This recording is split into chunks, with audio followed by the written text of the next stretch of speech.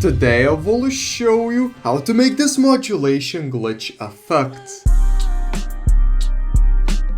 Yo, it's Povikas here, and real quick guys, before we start the video, I just have to let you know that I just dropped my distorted effects pack, which has over 25 of these distorted modulation style presets that you can literally just take and drag and drop into After Effects and get the distorted look instantly. So if you're interested in the distorted effects pack, I'll leave a link down for it in the description. But anyways, let's get into the tutorial. Alright guys, so in After Effects I have a couple of clips of Netspin's music video, and what we can do is press Ctrl+Y to make a new adjustment layer, and here we need to add an effect from a free plugin called Omino, and the effect is called Omino diffusion. I'll leave a link down for Omino in the description. This is the absolute goated plugin, and the best part, it's absolutely free. And here you can literally just mess around a bunch with these settings. The most important settings are the error across, which you can change like the amount here. So I would definitely recommend to keyframe error across, error aside, and also the color count. The more colors you have, you see, the more you will be able to see the colors. I mean, that actually kind of makes sense. And I also like to keyframe the width 1 and width 2. Now, because width 1, when you keyframe it, it starts to give out the modulation glitch kind of effect, and also width 2 brings out the whites as well, just like the modulation glitches do. But before we do much with the Omino diffusion, let's also add an effect called levels, and let's add it on top of the Omino diffusion. And the thing I love with levels is I like to keyframe the histogram, and I like to mess around with the input blacks and input white, because this makes the whole Omino diffusion settings change for some reason. I mean, it is absolutely amazing how much you can mess around with this. So now if you like, for example, change the error side, that's gonna glitch like that, and you can just keep glitching like this. So for example, the first frame could just be like this. It would be like a tiny little bit of a glitch. But we can also add more effects. So for example, another crazy effect we can add is tint, and with tint you can change the color that you want the most to pop out here. So for example, I really like this like bright blue, something like this, maybe a bit bluer, and I'll just press OK, but I don't want it to be fully this color, so I'll make the amount of tint to like 50%. And we can also add deep glow or deep glow 2, or if you don't have that plugin, you can also just add glow and make the glow radius like really high, the glow threshold a bit lower, and the glow intensity a bit lower to add some glow. But if you do have the deep glow plugin, then let's add deep glow 2, and let's make the radius to 300 and the exposure to something like 0.25. I really just like how deep glow looks with the modulation style. And let's also add NTCTRS to make it look a bit more like a VHS. What I just really like to do here is I like to turn off the snow so it doesn't annoy us, and I like to make the composite signal sharpness just to 2, so it would look a bit more like a VHS. And yeah, now we can press U and we will see all. Here we will see all of our keyframes, and now we can just mess around. So for example, we can go 1 frame forward, and here we could make, for example, the color count a bit lower, and don't forget to keyframe everything else, and you can go like 1 frame forward. And here you can, for example, make the input white like go really down, and the input black go up, and the color count go like maybe up again, but the width go up as well. And this is how you make the modulation. Like you can skip a couple of frames, by the way, and here you can make the error across lower, error side higher. This width 1 you can control down, but this width 2 make it pop out, so the whites pop out. Actually here we can make the input black maybe even a bit higher, and that's gonna give us like these whites popping out like this. But you can actually make the input white a bit lower. So yeah, you can just mess around like this and get these kind of looks. I mean, I'm not perfecting the look here, it's just gonna look something like this. And if you always want to revert to normal, you can make the error across to 1, error side to 0, and the width 2 to 1, and this one you just make to 0, and the input whites, I mean, they have to pop back to something like 200. So yeah, and you can drag these frames a bit forward, so it would be like a really nice transition. Now, this is not gonna look like that good if you don't mess around all of the settings. I mean, as you see, it's not really glitching well. It's hard to actually make it glitch that well, but you get the idea. Like if you spend like 20 minutes, you can actually make this glitch effect like really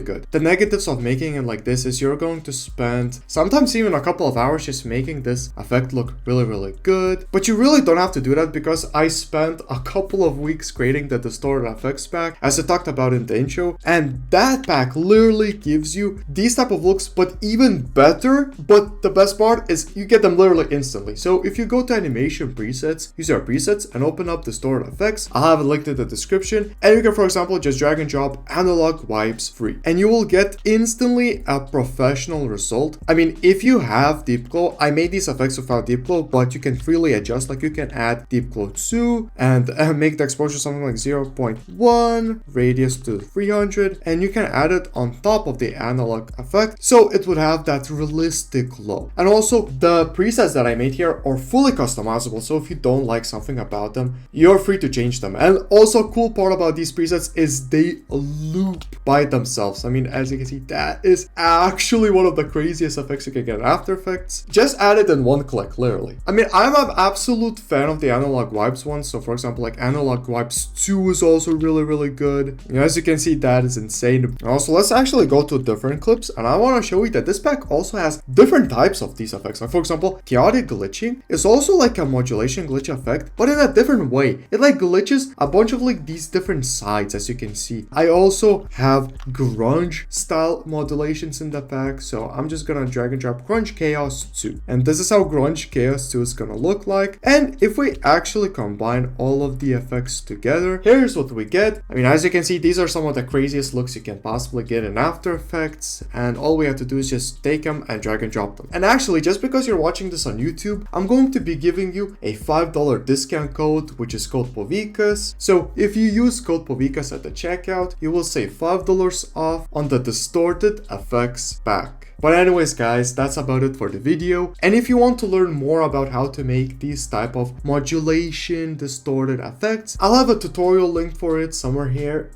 right here. I think where I'm pointing the finger, yeah. But anyways guys, yeah, see ya.